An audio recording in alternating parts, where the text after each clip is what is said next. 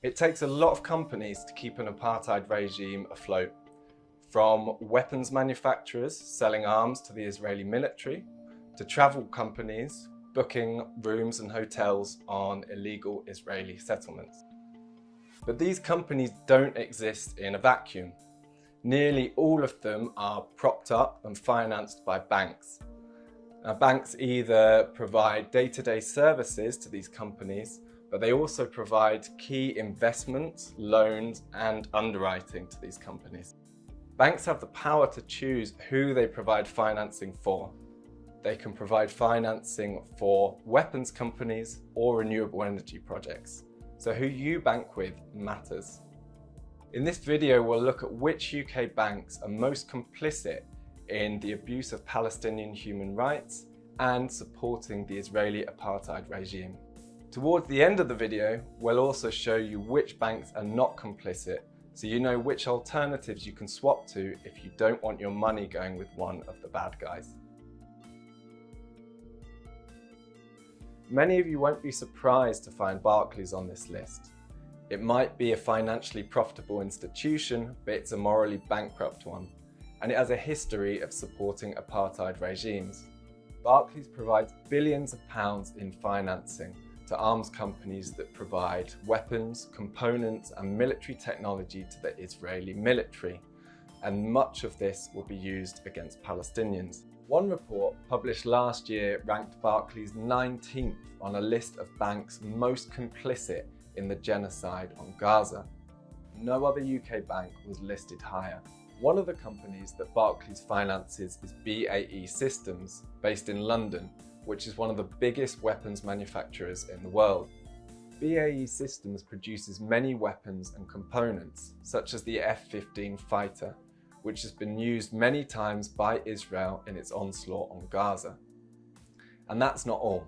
According to a report by the Don't Buy Into Occupation Coalition, between January 2021 and September 2024, Barclays provided over $18 billion in underwriting and loans to companies that are actively involved in illegal Israeli settlements.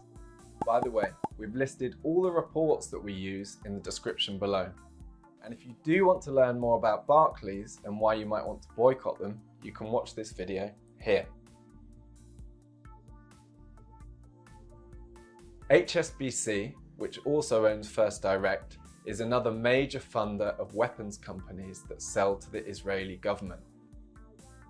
One of the companies it finances is Boeing, which, as well as producing commercial passenger planes, which all seem to be falling apart at the moment, also produces military aircraft, missiles, and much more.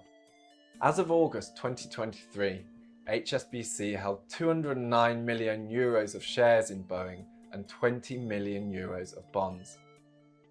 Like Barclays, HSBC is a major funder of Israel's illegal occupation and has provided over $18 billion to companies operating on occupied Palestinian land. By the way, if you're finding this video useful, please do like, subscribe, and share it with others. JPMorgan Chase is a US bank and is one of the biggest in the world. Chase is its UK brand. Its website is full of happy, smiling people and statements like, "We believe everyone should have the opportunity to unlock their potential." But it's one of the most unethical banks out there.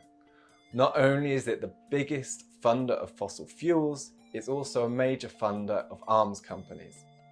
A recent report ranked JPMorgan Chase 6th on a list of banks most responsible for the Gaza genocide. Between 2011 and 2024, it provided over $15 billion of financing to arms companies selling weapons that are being deployed against Palestinians.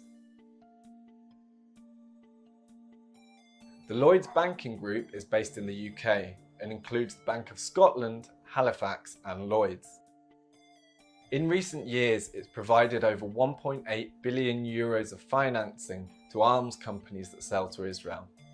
These companies include Boeing, General Dynamics, Lockheed Martin, and Rolls-Royce plc.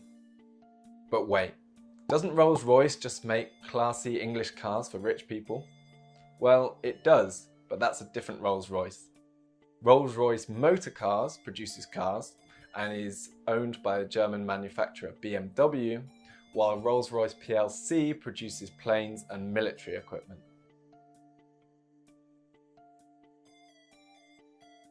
The Natwest Group owns Coutts Private Banking, the Royal Bank of Scotland and Ulster Bank. Between January 2021 and August 2023, it provided over 252 million euros of loans to Rolls-Royce and 117 million euros to Leonardo S.p.A. Leonardo is an Italian company named after the Renaissance polymath Leonardo da Vinci. But while da Vinci produced some of the most beautiful artworks the world has ever seen, Leonardo S.p.A. produces planes, helicopters and other military equipment, some of which are used by Israel in its oppression of the Palestinians. Finally, we have the Santander Group, a Spanish bank which owns Santander and Cater Allen. Between January 2021 and August 2023, the group provided loans of 887 million euros to Boeing, 166 million euros to Leonardo, and 706 million euros to Rolls-Royce, all of which supply arms to Israel. It's also a significant funder of companies operating on occupied Palestinian land and has provided over $13 billion in loans and underwriting to these companies.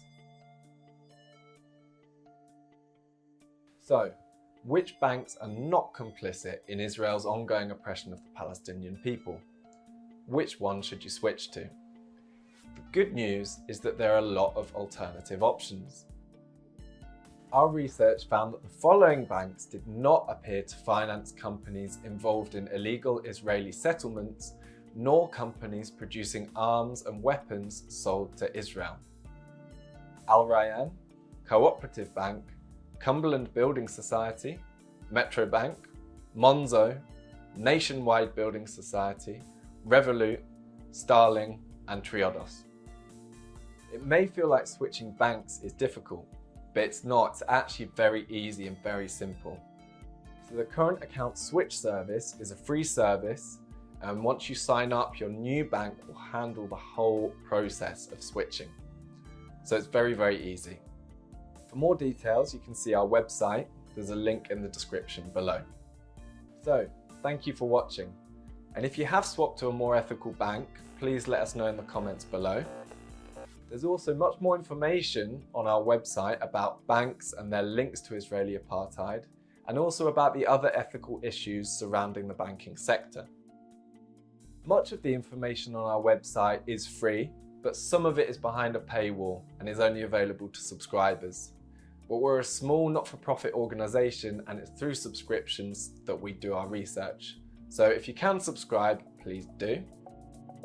Finally, if you've enjoyed this video and you found it useful, please like and subscribe and share. Until next time.